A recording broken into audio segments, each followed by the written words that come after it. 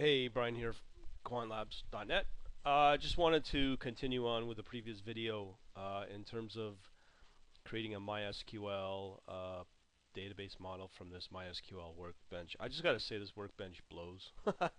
I think Oracle's done a really horrible job with this tool. It was starting out good, but I just don't know where to go in and create script to run my queries. It's not very um, it's just not very descriptive. Anyways, none of that rant. Let's go back to where we were. And we've got our market database. It's slow. Um, so we've got here our two tables that I've introduced you to. Here's the columns for the historical table, and here is the columns for the tick table. So there's two tables we're dealing with. What needs to be done is I've created a small little program, C#, that essentially does an insert into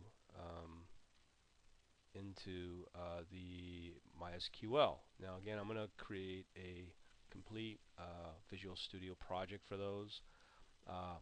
Follow along. They'll be available for my quantlabs.net premium members. Be in the membership section. So essentially all it does just runs these inserts. Very simple, very stupidly simple. And I'm going to be doing some further modifications to it just to make it a lot more intelligent, a lot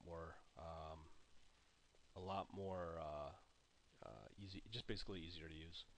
Okay, so we've got that working. So using these simple insert statements, the table does get populated. So in my case, when I run those statements and I do a select star on the historical, I've got a couple of rows for my historical, and I've done the same thing with my tick.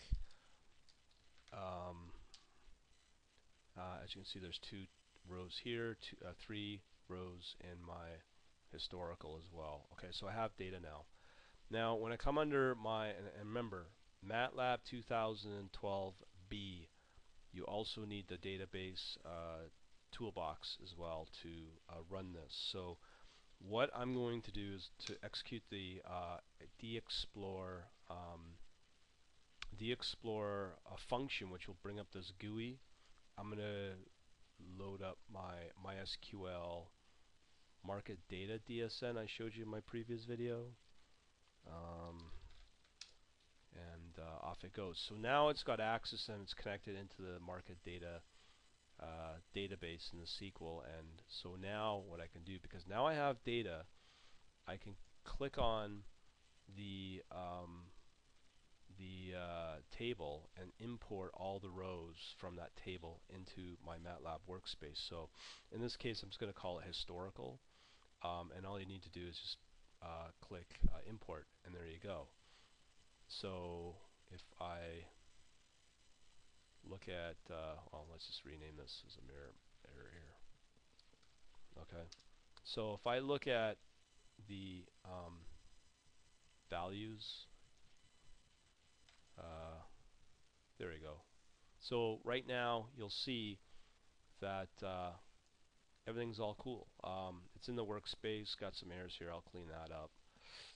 But the key is that we've now got a way to import from the table, from the SQL, into the Matlab workspace. So I'm going to do the same thing with the tick table as well. So let me just click on my oh, I just gotta remove one. Okay, so I'm going to call it tick. Just do an import. Now what I also want you to realize is that there's a generate SQL and a generate script options. So I'll include those for my members.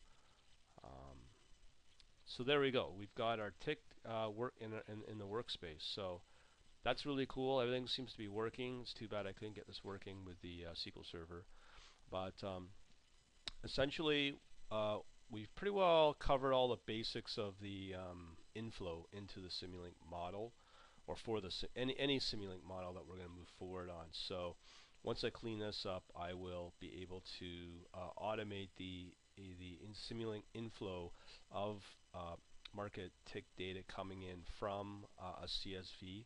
I'll probably do a complete workflow of this for my premium members, a complete webinar for them, and also that'll have the more finalized code. My next steps after this is to work on the other end of any Simulink model, and that of course is being the outflow. So once we've got the data, we're going to have within the Simulink model, we're going to have the core algorithm, or a set of we'll call them subsystems of Simulink models that will run in parallel, where it could be whatever trading strategy I work with, and at the other end what comes out will be the again the outflow, which again is the part that will do the execution of trading orders. So that's the next thing I'll be working on, and I've got some working examples of that from a something that MathWorks has done, using a pretty cool solution using Fix.